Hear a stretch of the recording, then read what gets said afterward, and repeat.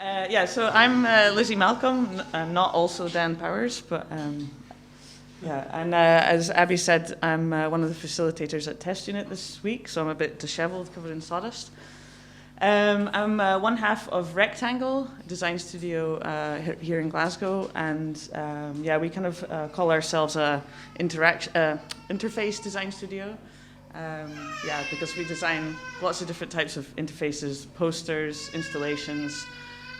Yeah, so we're kind of trying to approach the theme material flows by looking at data as material, and that's not us trying to sort of shoehorn our sort of seemingly immaterial practice into this material context. It's really the way that we work. We're often approached by clients who have like a large data set and perhaps no interface or like a very badly organized data set.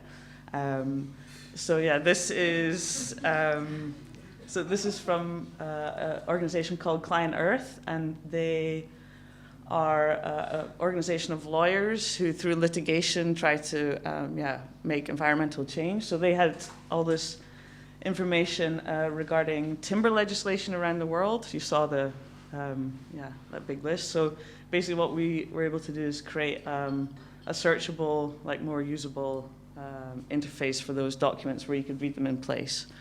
Because our projects often involve these really large data sets, we kind of take this approach, what we call site-specific interfaces. This is like a really sort of content-focused methodology, I guess, where we try to both like use and throw away conventions. We began working with this approach in 2014 when we had what we call spreadsheet fatigue. So just this sort of lowest common denominator interface to do everything online, whether that's like talking to your mum or listening to music, doing your taxes. So we created this alternative interface to the iTunes database. So very simply, it's a color field from which you can sort of try to maybe recreate the serendipity of going to a record store and looking through album covers. So you can search by hex code, RGB, also color name. So you get combinations like black leather jacket metal, because you can also pick genre. But it's also human color names, so you get like baby poop, hip hop rap. You can also listen to the music on the website, a small sampling. So I guess the projects are not always as useless as that one. This is, I thought this was a video, but we were approached by Air Wars, which is an organization who track civilian harm through airstrikes in different conflicts. And from a journalistic standpoint, they're have a very thorough methodology, but they basically recorded everything in a Word doc.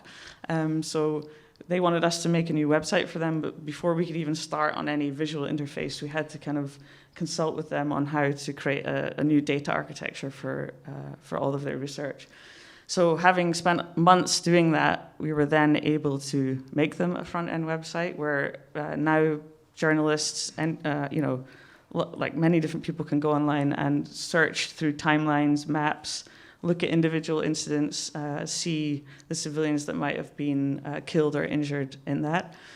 Very dark image, but what this sort of data architecture also allows us to do is different kinds of projects. So this is an installation where more of a memorial, really, where we were able to extract just the names of the people that were killed and present them on a timeline.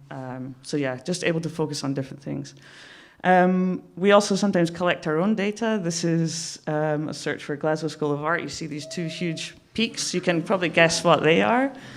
And after the first fire in 2014, we were kind of thinking about how there's so many images of the exterior of the building.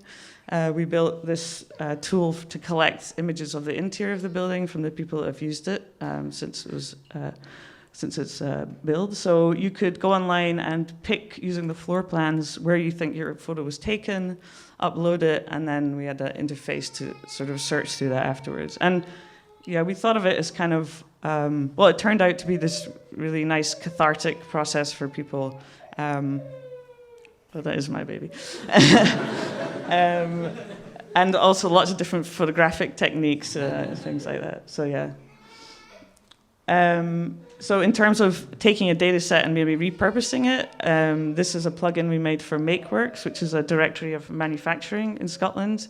They have lots of different processes, tools, materials, and where you can access that in Scotland. So we wanted to basically take their data set, work with them to sort of insert it into normal life. So we built a plugin for them for the IKEA website, so it works on Chrome and Firefox. Essentially, it will extract properties of the product that you're looking at, so in this case, a white wood chair, and then it will suggest to you different like places that you could maybe buy one secondhand within like a local area, etc. Yeah. So building tools is a really important part of our practice. We like to kind of get our hands dirty with the material by writing our own software. So that can be in simple things like making a tool where the visuals are generated from. So in this case, for this project, it could be like printed matter, also the website. This is a project called Critical Making, which is a research project looking at the link between criticality and making. And I'll finish up here because I think it really relates to what Audeline was saying yesterday for those in the workshop.